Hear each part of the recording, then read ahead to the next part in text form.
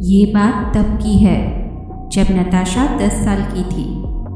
नताशा की 2 और बहनें भी थी, यानी उसके घर में कुल 5 सदस्य थे। तीनों बच्चों की पढ़ाई की वजह से नताशा के माता पिता शहर आने की सोचते हैं। शहर में आने के बाद उन्हें एक ब्रोकर के माध्यम से एक अच्छा और बहुत बड़ा घर मिल जाता है, जिसका किराया भी बहुत कम होता है। नताशा की माँ को इतने बड़े घर का इतना कम किराया जानकर कुछ अजीब लगता है। ये बात वो अपने पति से भी कहती है, पर नताशा के पापा उससे कहते हैं कि वो इस बारे में कुछ ज़्यादा ही सोच रही है।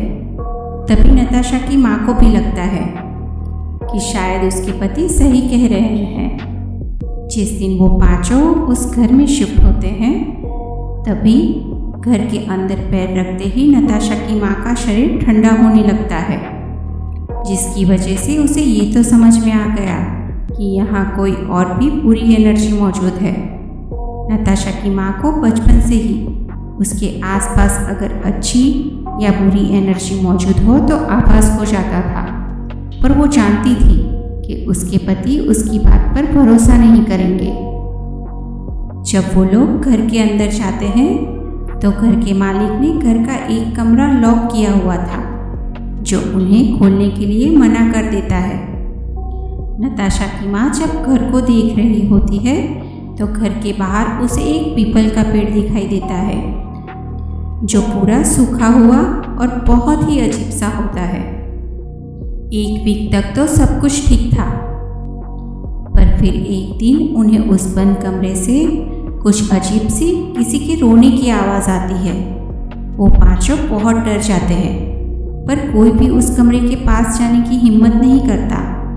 ऐसे ही सुबह हो जाती है और सब अपने अपने काम पर लग जाते हैं। उसी दिन शाम को नताशा के पापा का फ़ोन आता है कि आज ऑफिस में ज़्यादा काम है, उसकी वजह से घर नहीं आ पाएंगे, तो वो सब घर को अच्छे से बंद करके सो जाए।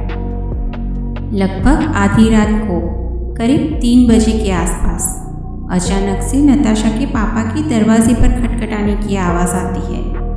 ठीक उसी वक्त नताशा की माँ का शरीर फिर से ठंडा होने लगता है और वो समझ जाती है कि ये उसके पति नहीं है, और वो नताशा को दरवाज़ा खोलने से मना कर देती है।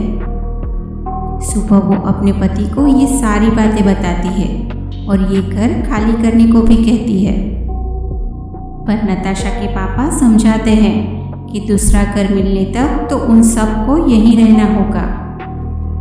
पर अब वो सब रात को एक ही कमरे में सोने लगे। उसी रात जब नताशा की माँ की आँख खुली तो उसने देखा कि नताशा अपने बेड पर नहीं है।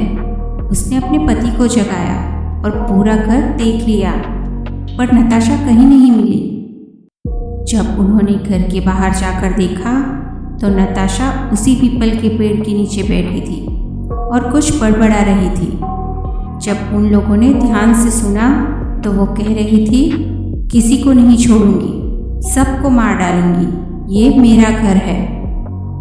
सब नताशा को घर के अंदर ले जाते हैं। दूसरे ही दिन नताशा के मम्मी पापा एक तांत्रिक के पास जाते हैं और सारी बात बताते हैं और तांत्रिक को घर पर लेकर आते हैं। तांत्रिक समझ जाता है कि यहाँ जो बुरी आत्मा है उसने नताशा को अपने वश में कर लिया है।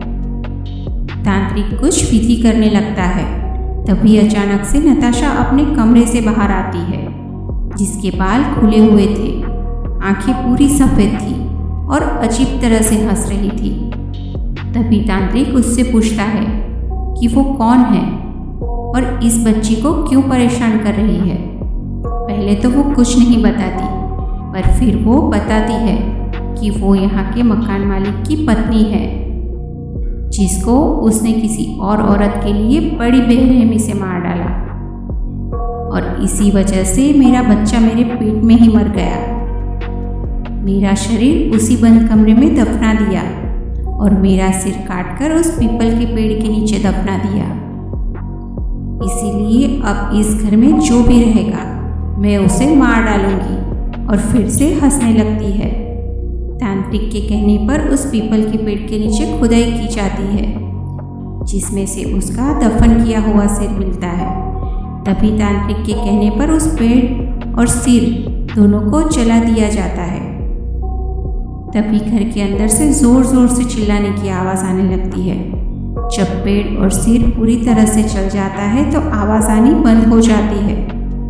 तांत्रिक कहता है कि अब सब ठीक है और उन्हें अब इस घर में कोई परेशान नहीं करेगा। पर इतना कुछ होने के बाद नताशा और उसकी फैमिली वहाँ से दूसरे घर में शिफ्ट हो जाते हैं।